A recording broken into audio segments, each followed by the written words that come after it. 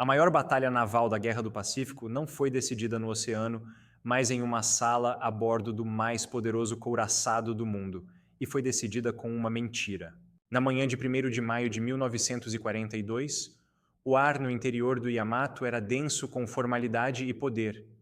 20 dos mais altos almirantes do Japão, em uniformes de gala, reuniram-se para testar a estratégia que lhes daria o controle total do Pacífico. Eles observavam oficiais organizarem blocos de madeira sobre uma mesa que representava milhares de quilômetros de mar aberto. Sobre essa mesa estava a obra-prima do almirante Yamamoto, um plano complexo e audacioso para atrair a frota americana para uma armadilha mortal na ilha Midway. A vitória ali forçaria os Estados Unidos a uma paz humilhante. O jogo de guerra era o ensaio final, a chance de encontrar e corrigir qualquer falha antes que vidas fossem perdidas de verdade. Mas o exercício tinha um defeito fatal. O árbitro principal, o homem encarregado de interpretar o acaso e a sorte, era o contra-almirante Matomi Ugaki. Ele não era um juiz imparcial. Era um dos principais arquitetos do plano que estava sendo testado. Seu interesse não era encontrar a verdade, mas provar que ele estava certo. E quando os dados, a representação fria da imprevisibilidade da guerra, rolaram e apontaram para o desastre, o GAC fez o impensável. Ele não ajustou o plano. Ele mudou as regras. Essa decisão, tomada em uma sala silenciosa, selaria o destino de milhares de homens e de 4 dos mais temidos navios de guerra do Japão. Mas para entender por que um almirante escolheria a certeza de um plano falho em vez da verdade inconveniente, é preciso primeiro compreender a doença que havia infectado toda a nação. Em maio de 1942, o Império do Japão não apenas acreditava ser invencível, ele tinha provas. Em 6 meses, uma onda de conquistas implacável havia reescrito o mapa do Pacífico. A Marinha Imperial parecia uma força da natureza, imparável e invicta. Tudo começou em 7 de dezembro, quando um ataque surpresa paralisou a espinha dorsal da frota do Pacífico americana em Pearl Harbor. Apenas 10 horas depois, a Força Aérea Americana nas Filipinas foi destruída antes mesmo que pudesse decolar. 2 dias depois, em uma demonstração chocante de poder aéreo, os aviões japoneses afundaram o couraçado britânico Prince of Wales e o cruzador de batalha Repulse, provando ao mundo uma nova e aterrorizante verdade. A era dos couraçados havia terminado. A maré de vitórias continuou. Hong Kong caiu no Natal. Manila em janeiro. A fortaleza de Singapura, considerada inexpugnável, rendeu-se em fevereiro, com 85 mil soldados britânicos e da Commonwealth feitos prisioneiros. A Birmânia caiu em maio, deixando a Índia exposta. No centro de tudo isso estavam os 4 porta-aviões que lideraram o ataque a Pearl Harbor: Akagi, Kaga, Soryu e Hiryu. Eles eram os fantasmas do Pacífico, atacando sem sofrer um único arranhão, seus convéses lançando o caça Mitsubishi A6M-0, uma lenda sussurrada com medo pelos pilotos aliados, que não conseguiam igualar sua agilidade ou alcance. Essa sequência ininterrupta de sucessos deu origem a algo mais perigoso do que qualquer frota inimiga: uma doença da mente. Os líderes em Tóquio a chamavam de doença da vitória. Era a suposição de que o sucesso era um destino, não uma consequência de planejamento e sorte. Era a recusa em aceitar que o inimigo, humilhado e ferido, pudesse estar aprendendo, se adaptando, esperando. Era a arrogância que vem de vencer tanto que a possibilidade de perder deixa de ser uma variável estratégica e se torna um absurdo. Essa doença contaminou cada nível do comando, desde os almirantes até os oficiais subalternos. Ela transformou o planejamento de guerra em uma cerimônia de confirmação, onde o objetivo não era questionar, mas aplaudir. E essa mesma arrogância estava prestes a ser testada na sala de jogos do Yamato. O objetivo de um jogo de guerra é encontrar o ponto de ruptura de um plano. Mas o que acontece quando os jogadores e, mais importante, o árbitro, se recusam a acreditar que esse ponto de ruptura sequer existe? A bordo do Yamato, o maior couraçado já construído, o jogo de guerra para a Batalha de Midway não era apenas um exercício, era um ritual. Durante 4 dias, Em uma sala onde a fumaça de cigarro se misturava com a arrogância, a Marinha Imperial Japonesa ensaiava sua vitória inevitável. E por um tempo, o roteiro foi seguido à risca. O momento crítico chegou no segundo dia. O cenário avançou para o ataque japonês a Midway. Foi então que um oficial subalterno, um nome esquecido pela história, interpretando o papel do inimigo americano, fez algo inesperado. Ele ousou ser agressivo. Ele lançou seus bombardeiros da ilha para atacar os porta-aviões japoneses no seu momento de maior vulnerabilidade, exatamente quando suas próprias aeronaves de caça estavam longe. O árbitro daquela jogada, o tenente-comandante Masataki Okumiya, seguiu o protocolo. Ele rolou os dados. O resultado foi um silêncio chocado na sala. 9 acertos. Pelas regras do próprio jogo, isso significava que 2 dos orgulhos da frota, os porta-aviões Akagi e Kaga, estavam afundados. O acaso, o deus imprevisível da batalha, havia falado. Mas o contra-almirante Ugaki não estava ouvindo. Com um olhar de desdém, ele declarou o resultado impossível. Ele não discutiu a probabilidade. Ele não analisou a tática. Ele simplesmente anulou a realidade. Com a autoridade de sua patente, ele pegou os 9 acertos e os transformou em 3. O Kaga ainda afundou, uma concessão relutante ao acaso. Mas o Akagi, o navio almirante, foi apenas danificado. A mensagem foi transmitida sem palavras. A derrota não era uma opção, nem mesmo em uma simulação. Quantas vezes em nossas próprias vidas não vimos avisos claros serem ignorados porque a verdade era inconveniente demais? Um projeto no trabalho que todos sabem que vai falhar, mas ninguém ousa dizer ao chefe.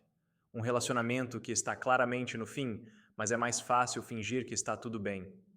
Deixe um comentário contando uma história que você presenciou onde a arrogância cegou alguém para a realidade. Apenas os escolhidos, aqueles que entendem o perigo da autoconfiança excessiva, clicarão no botão vermelho para se inscrever e continuar esta jornada.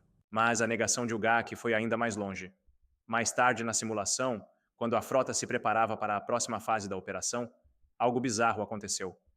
O Kaga, o porta-aviões de madeira que havia sido removido do tabuleiro por ter sido afundado, reapareceu silenciosamente em sua posição. Nenhuma explicação foi dada. Nenhuma regra foi citada. O navio simplesmente voltou dos mortos por conveniência. O Gaki podia manipular blocos de madeira em um mapa. Mas do outro lado do Pacífico, o inimigo real não jogava com dados, e eles estavam se preparando para transformar as piores previsões de Ugaki em uma realidade que nenhum almirante poderia apagar. Enquanto Ugaki manipulava seu jogo de guerra a bordo do Yamato, a realidade do outro lado do Pacífico estava se desdobrando de uma maneira que ele se recusava a imaginar.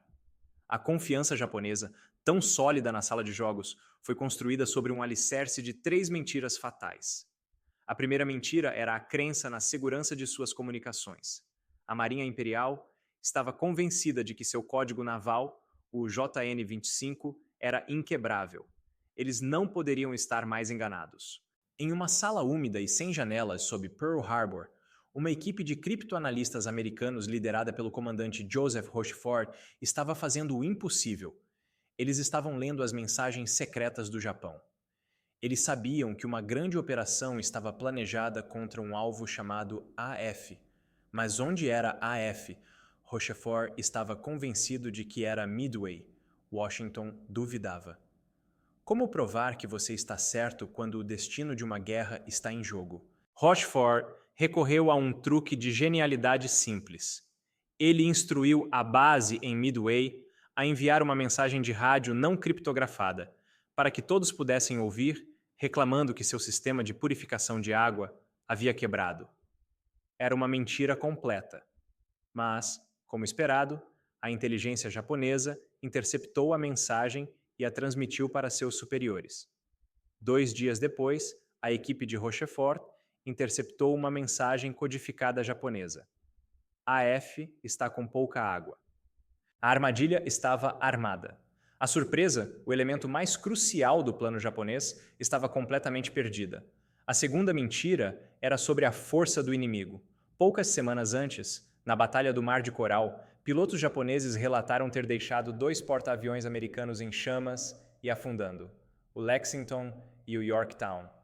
A inteligência japonesa, ansiosa por confirmar mais uma vitória, aceitou os relatórios sem questionar. O plano para Midway foi então calculado com base em uma vantagem esmagadora: 4 porta-aviões japoneses contra apenas 2 americanos restantes. Mas e se um desses navios afundados não estivesse no fundo do mar? E se estivesse, em vez disso, mancando de volta para o porto, ferido, mas vivo? A terceira mentira era sobre a previsibilidade do inimigo. O plano de Yamamoto dependia inteiramente da reação americana. Ele presumia que os porta-aviões americanos só sairiam de Pearl Harbor depois do ataque a Midway, correndo para uma armadilha já preparada. No jogo de guerra, quando o jogador americano tentou antecipar o movimento e posicionar seus navios mais cedo, o GAC simplesmente declarou a jogada impossível. Ele acreditava que os americanos não poderiam saber. Eles não poderiam reagir com tanta rapidez. 3 suposições fundamentais. 3 pilares que sustentavam todo o plano de Midway. E todos os 3 estavam errados. Do outro lado do Pacífico, um homem sabia de tudo isso. O almirante Chester Nimitz, comandante da frota do Pacífico, tinha a verdade em suas mãos. Ele sabia para onde a frota japonesa estava indo. Ele sabia que eles estavam subestimando sua força. E ele sabia que eles estavam subestimando sua capacidade de resposta. Agora, a questão não era mais se os americanos poderiam lutar. A questão era, eles poderiam transformar essa informação em uma arma a tempo?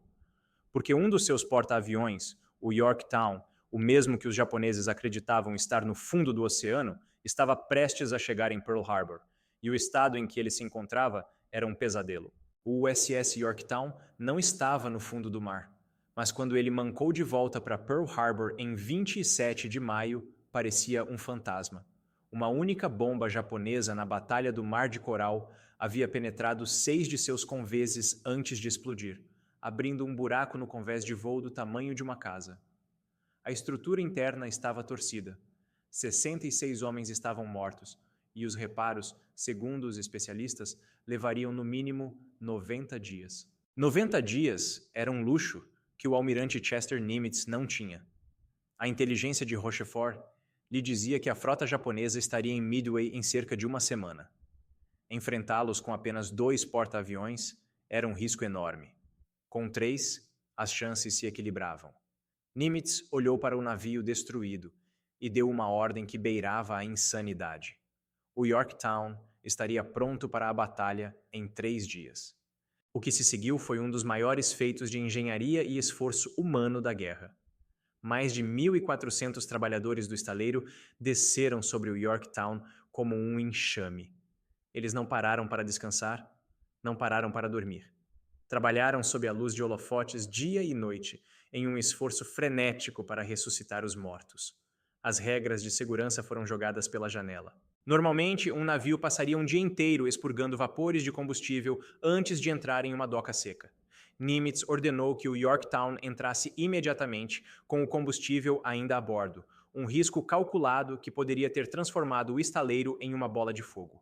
Enquanto os soldadores cortavam o aço retorcido e o substituíam por placas novas, eletricistas trabalhavam para reanimar os sistemas vitais do navio.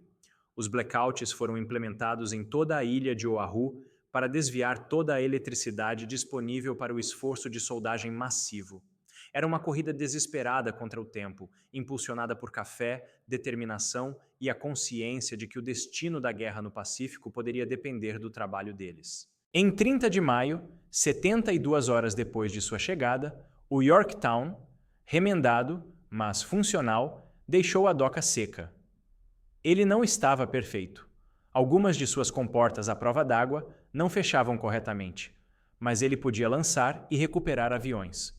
E isso era tudo o que importava. Enquanto navegava para fora de Pearl Harbor, equipes de reparo ainda estavam a bordo, martelando e soldando, terminando o trabalho enquanto o navio se dirigia para seu encontro com o destino. Nimitz agora tinha suas 3 cartas na manga: o Enterprise, o Hornet e o recém-ressuscitado Yorktown. Ele os enviou para um ponto específico no vasto e vazio oceano, um local a nordeste de Midway, codinome Ponto Sorte. Lá, eles esperariam, escondidos além do horizonte, invisíveis para os aviões de reconhecimento japoneses. A frota japonesa, a maior força naval já reunida, navegava em direção a Midway com a confiança de um predador que se aproxima de uma presa indefesa. Eles esperavam encontrar uma ilha despreparada e, talvez, dois porta-aviões americanos correndo para o desastre. Eles não tinham ideia de que estavam navegando para uma emboscada. A presa não estava fugindo. Ela estava esperando.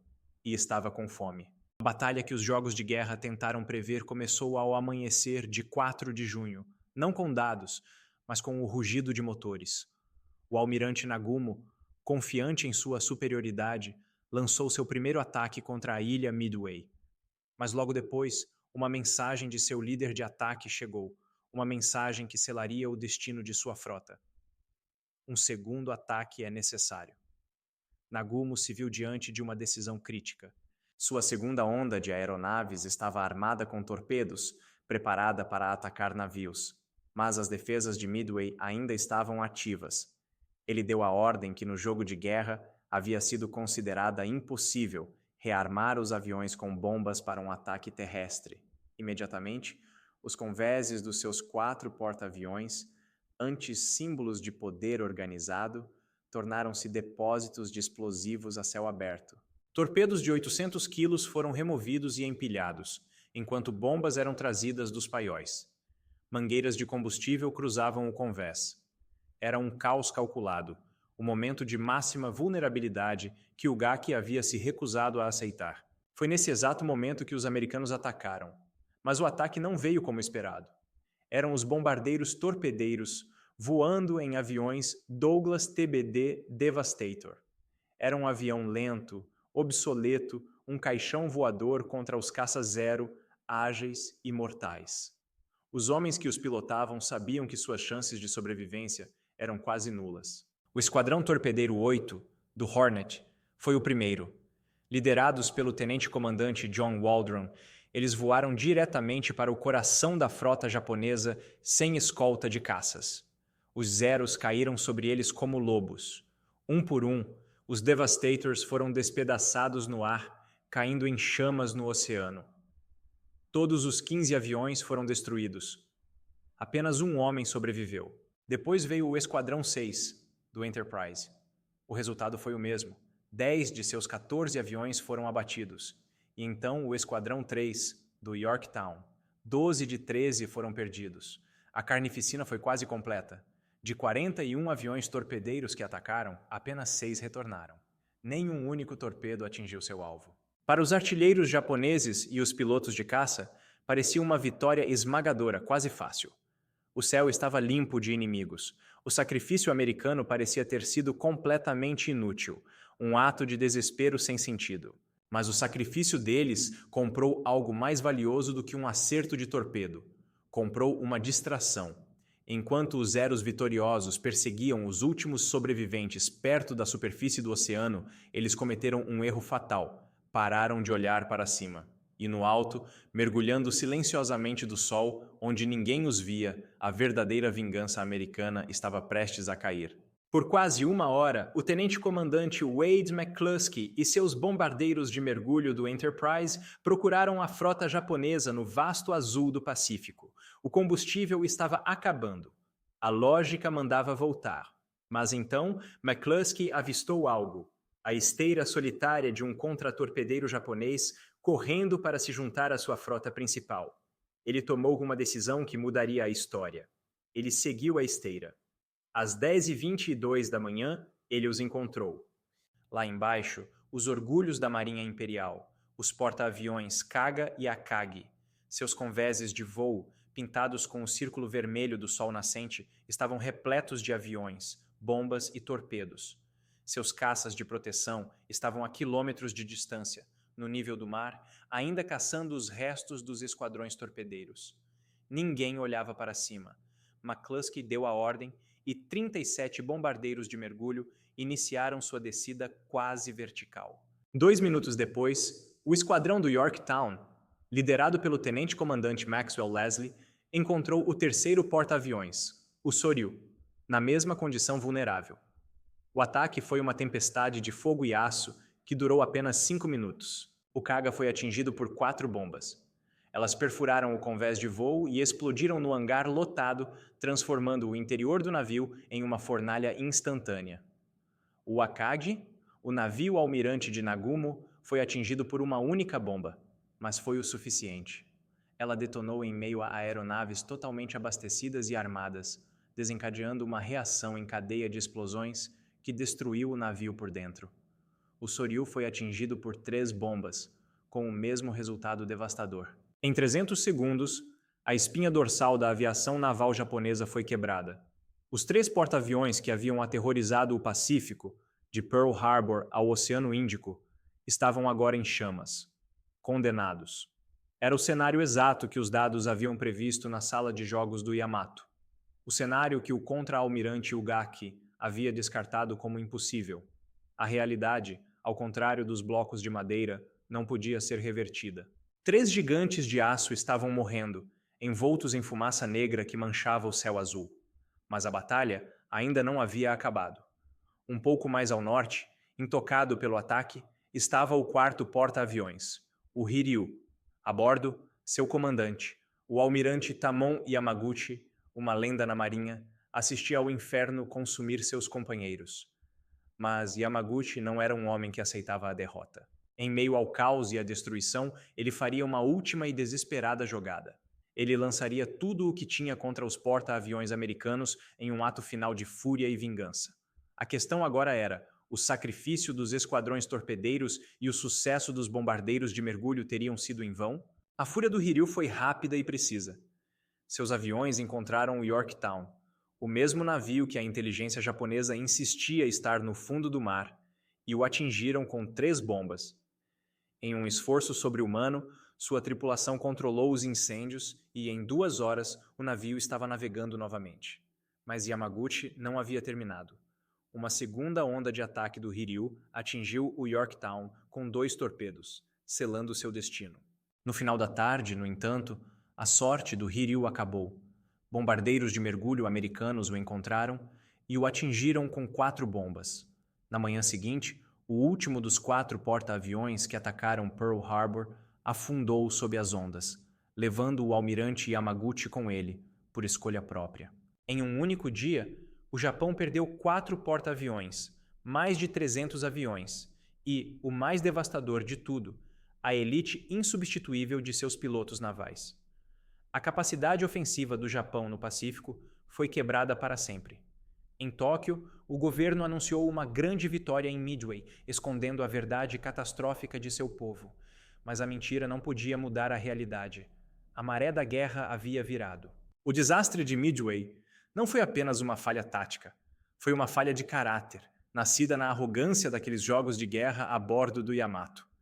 Porque o contra-almirante Ugaki se recusou a aceitar um resultado desfavorável dos dados. Os planejadores nunca se prepararam para o pior cenário, porque a doença da vitória os convenceu de sua invencibilidade. Eles navegaram para uma armadilha que eles mesmos criaram. Ugaki sobreviveu à batalha, mas a sombra de Midway o perseguiu. No dia em que o Japão se rendeu, em 15 de agosto de 1945, ele liderou uma missão kamikaze final e não autorizada, talvez buscando a morte que ele sentia que merecia. Hoje, a mais de 5.000 metros de profundidade, os destroços silenciosos do Akagi, Kaga, Soryu e Hiryu servem como um monumento sombrio a uma verdade universal.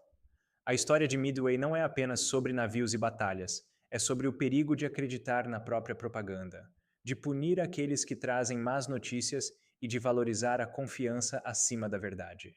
O que você acha? A arrogância ainda é a maior fraqueza dos líderes hoje? Compartilhe sua opinião nos comentários. Sua perspectiva é valiosa e ajuda a manter essas histórias vivas. Se esta jornada pela história ressoou com você, por favor, curta o vídeo e inscreva-se para se juntar a nós em mais explorações do passado. Agradeço por seu tempo e por sua atenção. Os dados haviam previsto a verdade. O almirante a rejeitou. E em 5 minutos, a realidade provou que os dados estavam certos.